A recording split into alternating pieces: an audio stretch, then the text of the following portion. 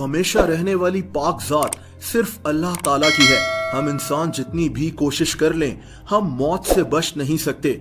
लेकिन हमारी दुनिया में कई ऐसे लोग गुजरे हैं जिन्होंने हमेशा जिंदा रहने की नाकाम कोशिश की है। मैं आपको पहले भी ऐसे लोगों के मुतालिक बता चुका हूं, लेकिन इस वीडियो में मैं आपको एक ऐसे प्रोसेस के मुतालिक बताऊंगा जिसमें इंसान को जमा दिया जाता है ताकि एक दिन इसको फिर से जिंदा किया जा सके। जाहिर सी बात है कि ये नामुमकिन है, लेकिन दुनिया में लोग ये काम भी कर रहे हैं।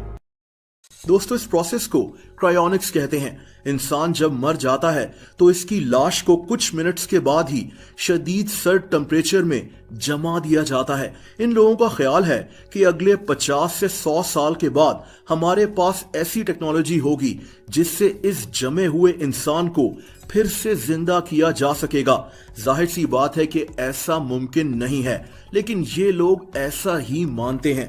दोस्तों, आपको जानकर हैरत होगी कि अब तक 250 लोगों की लाशों को इसी तरह जमाया जा चुका है और 1500 लोग ऐसे हैं जिन्होंने इस प्रोसेस के लिए अप्लाई किया हुआ है। दुनिया में इस वक्त 4 ऐसी जगह मौजूद हैं जहां ये काम हो रहा है, 3 अमेरिका में और 1 रशिया में। अब मैं आपको इन जगहों के अंदर लेकर चलूंगा, यहाँ होता क्या है और इंसानी लाशों को जमाया कैसे जाता है। लेकिन उससे पहले ये बात करते हैं कि ये अजीब काम शुरू कैसे हुआ। दोस्तों, इसकी शुरुआत करने वाले आदमी का नाम डॉक्टर रॉबर्ट एटिंगर था। इस आदमी को हमेशा जिंदा रहने का जुनून था। इसकी अपनी मौत 2011 में हो गई थी। इसी डॉक्टर ने क्रायोनिक्स नामी इस प्रोसेस का आइडिया दिया था। अप्रैल 1966 में दुनिया में पहली दफा किसी इंसान की लाश को जमा दिया गया था। इस आदमी का नाम जेम्स बेडफोर्ड था। लोगों की लाशों को जमाने की इजाजत वो खुद देते हैं, यानी मरने से पहले इंसान की अपनी मर्जी से इसकी लाश को जमाया जाता है। जेम्स बेडफोर्ड की लाश आज भी जमी हुई है कि शायद कभी फ्यूचर में दुनिया में कोई ऐसी टेक्नोलॉजी आ जाए कि मरे हुए इंसान को जिंदा किया जा सके।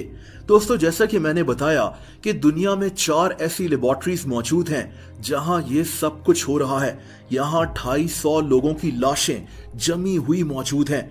जब यहाँ इंसान की लाश पहुंचती है तो इसको केमिकल्स और दवाइयों से ट्रीट किया जाता है। इसके बाद इंसान की लाश से सारा खून निकाल लिया जाता है और इसकी जगह एक केमिकल डाल दिया जाता है। इसे क्रायो प्रोटेक्शन कहते हैं। दोस्तों, इसके बाद स्टील के एक बहुत बड़े चेंबर में, जिसके अंदर लिक्विड नाइट्रोजन मौजूद होता है, इस लाश को डाल दिया जाता है। ये जो स्टील के चेंबर्स आप देख रहे हैं, इनमें इंसानों की लाशें मौजूद हैं। एक चेंबर में मैक्सिमम 9 लाशें रखी जाती हैं।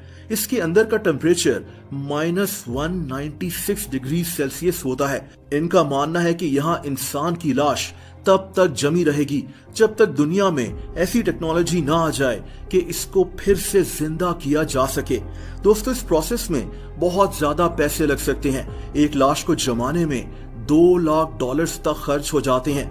दोस्तों, आपको जानकर हैरत होगी कि इन जगहों पर सिर्फ इंसानों की लाशें ही मौजूद नहीं हैं, बल्कि इंसानों के सर भी जमे हुए हैं। कुछ लोग मरने के बाद सिर्फ अपने दिमाग को भी प्रिजर्व करवाना चाहते हैं।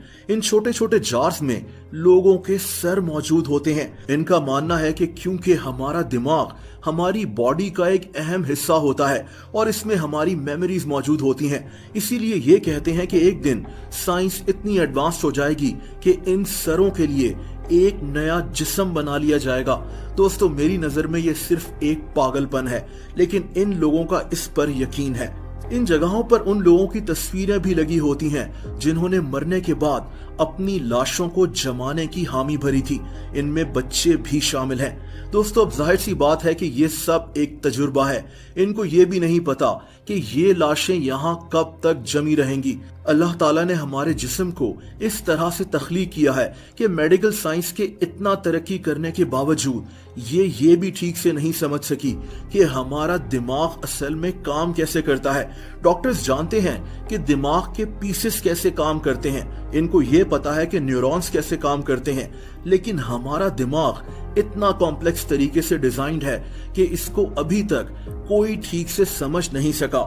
इसीलिए यह सारा प्रोसेस सिर्फ एक पागलपन से ज्यादा और कुछ नहीं है।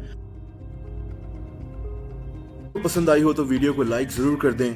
ऐसी इंटरेस्टिंग वीडियोस देखने के लिए इस चैनल को सब्सक्राइब कर लें और बेल आइकन पर भी हिट कर दें ताकि इस चैनल की वीडियोस के नोटिफिकेशंस आपको मिलते रहें। अपना बहुत ज्यादा ख्याल रखें। अल्लाह हाफिज।